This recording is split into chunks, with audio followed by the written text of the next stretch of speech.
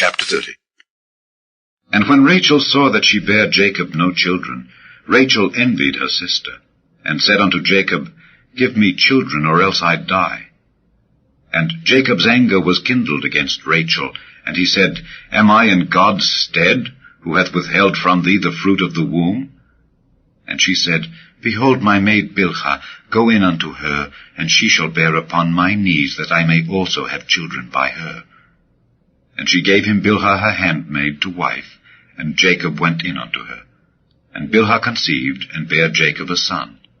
And Rachel said, God hath judged me, and hath also heard my voice, and hath given me a son.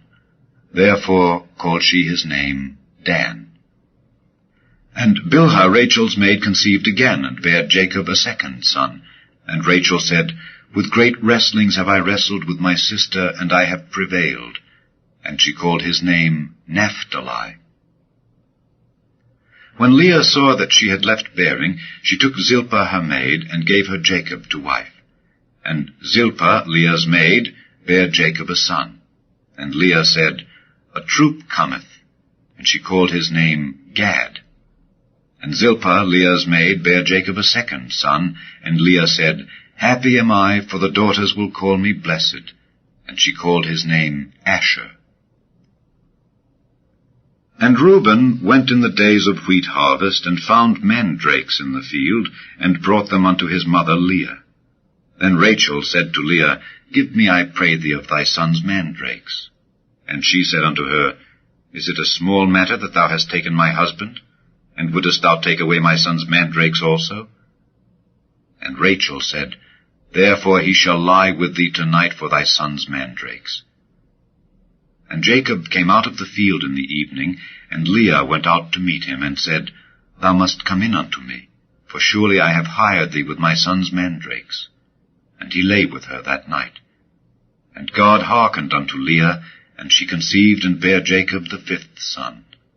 And Leah said, God hath given me my hire, because I have given my maiden to my husband. And she called his name Issachar. And Leah conceived again, and bare Jacob the sixth son. And Leah said, God hath endued me with a good dowry. Now will my husband dwell with me, because I have borne him 6 sons. And she called his name Zebulun. And afterward she bare a daughter, and called her name Dinah. And God remembered Rachel, and God hearkened to her, and opened her womb. And she conceived and bare a son, and said, God hath taken away my reproach.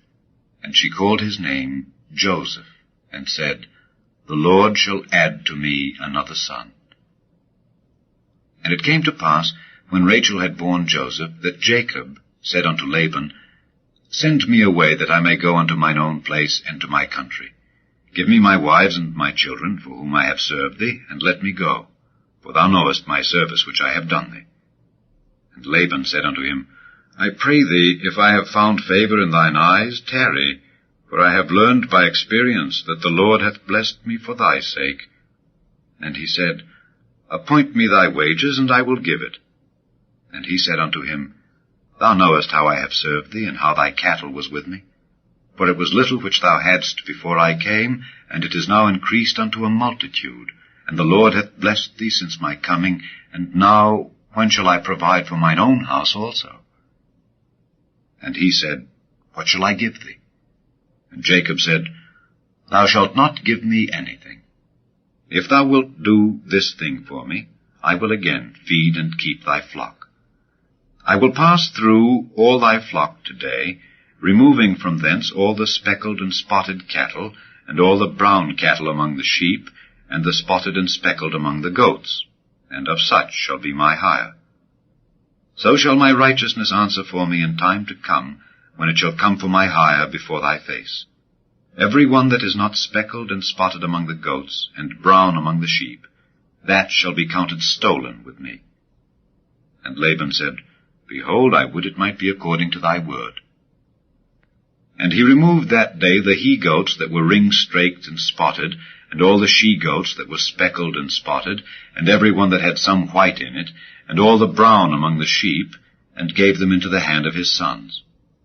And he set 3 days' journey betwixt himself and Jacob fed the rest of Laban's flocks. And Jacob took him rods of green poplar, and of the hazel and chestnut tree, and pilled white strakes in them, and made the white appear which was in the rods.